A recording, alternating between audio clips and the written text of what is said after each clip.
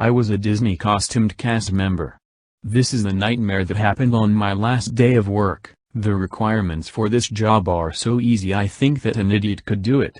Stand around all day, in a bulky annoying costume, wave to tourists, take pictures and of course number one rule. Don't scare kids. It didn't seem possible to mess up, just a summer gig to get a little side hustle until fall semester. But that isn't what happened to me. My summer as a Disney theme park cast member character nearly ruined my life. And nearly ended it. I'm not trying to be overly dramatic here and say that what happened to me can happen to anyone that gets this job.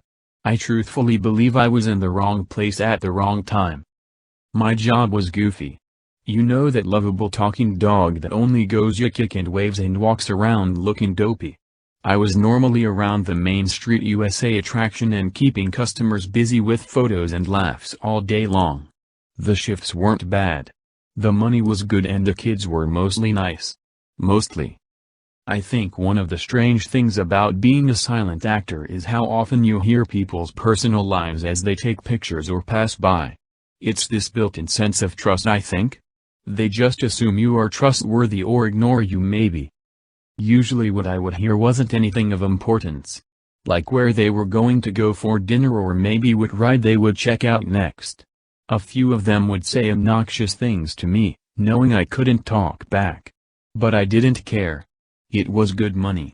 I wasn't gonna cause a fuss. That changed a few weeks after I started working and this little kid came up to me for a photo.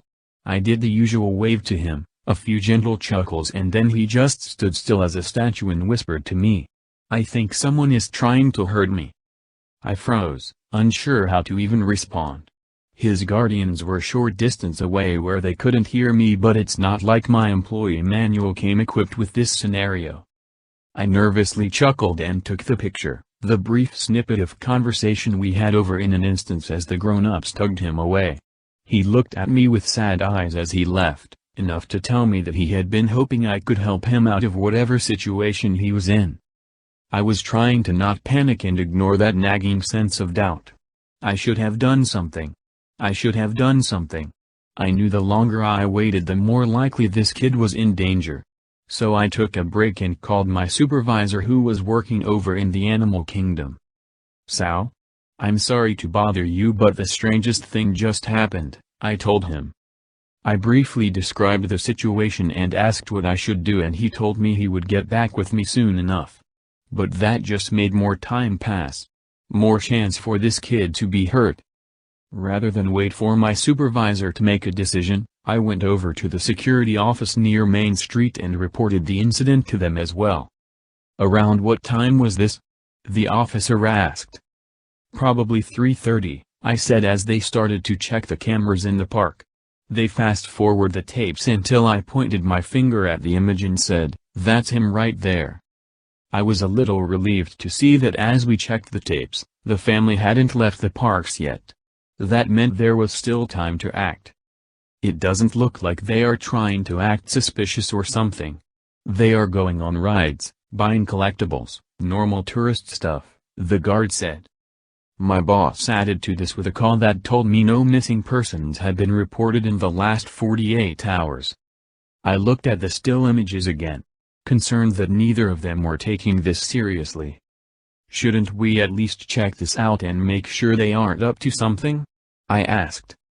"There isn't any proof that there is a reason to interrupt their family vacation. If we hear other reports from across the park maybe then," the boss said. Maybe it was because I was new and didn't understand how any of this worked, but it felt like they were basically treating a kid's safety as less important than the money they were making from the family in the park. We couldn't possibly be that expendable, could we? I made a mental note of the last location of the family, the Jungle Cruise attraction, and told them both thanks for at least looking into the matter. The truth was I was determined to go find out whether this kid was in danger or not once and for all. First I returned to my dressing room and got my goofy costume. No one pays attention to mascots, remember? If I got to the ride and went on it to find the family, no one would bat an eye. I knew leaving my post might get me fired, but I didn't care. I was positive a kid's life was on the line. When I got to the Jungle Cruise, I asked the ride operator if a family had gotten on the ride in the last 15 minutes and hadn't gotten off. He gave me that half-interested look that told me he thought I was pulling a prank. "Please, check," I insisted. He brought in all of the boats a few minutes later and I saw traces of blood in one of them. They must have slipped away off the ride, I confirmed. I knew that there were plenty of exits throughout the ride in case it ever had an outage, so it wasn't outrageous to assume maybe they had taken one of them. I started up the ride and went into the cruise, frantically searching for any other signs of a struggle. My radio went off as I went further downstream. "If you don't turn around and get back here right now, you're fired." My boss. He must have called my bluff, I realized. At the same time I heard a muffled scream and looked up in between the various jungle brush to see the kid struggling to escape the woman's arms. "I'm on my way," I shouted, climbing off the boat and jumping to the shore. The kidnappers looked at me like I was insane as I climbed over the equipment to reach them. But when they realized I was the same costumed mascot from earlier, one of them drew a knife and placed it against the boy's neck. "Make another move and he's a goner," they warned. I could tell they had already cut the poor boy a few times as a warning not to struggle. "What are you doing? Why would you hurt an innocent kid?" I asked. "Are you kidding? Ransom is the oldest, most profitable business in the book. And anyone who can afford to take their kid to Disney during a fucking pandemic is definitely loaded," the second snarled. I had to think fast to save him. Then I recalled the part of the ride we were on and took a step back. The kidnapper moved toward me, thinking I was perhaps going to escape. Then an animatronic elephant reared its trunk out and smacked him right in the face. I moved in a split second, leaping to the kid and grabbed his hand as the kidnapper fell onto the waters below.